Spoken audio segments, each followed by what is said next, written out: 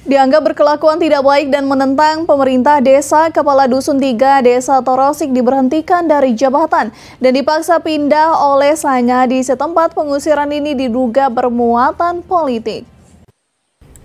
Karena dianggap berkelakuan tidak baik di kampungnya, Elizabeth Adilang, wanita 42 tahun yang menjabat sebagai Kepala Dusun 3 ini bersama keluarganya dipaksa pindah oleh Sangadi atau Kepala Desa Torosik, Kecamatan Pinolosian Tengah dari desa tersebut yang telah ia diami sejak 1988. Namun menurut Elizabeth, pindah paksa ini diduga akibat perintah Sangadi untuk mengikuti kegiatan kampanye salah satu paslon Bupati Bolsel beberapa waktu yang lalu tidak dapat ia hadiri. Tak hanya dipaksa pindah, Elizabeth pun dicopot dari jabatannya sebagai Kepala Dusun 3 desa setempat.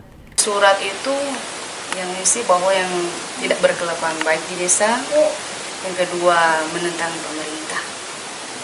Sebelum pemilihan ada informasi isu-isu bahwa akan diberhentikan. Ada Limnas 2, saya juga sebagai Kepala Dusun akan diberhentikan karena tidak sama-sama ikut. Dan setelah selesai pemilihan itu sudah informasi, bahkan ada satu pimpinan gereja, dia umumkan di gereja, bukan warta jemaat.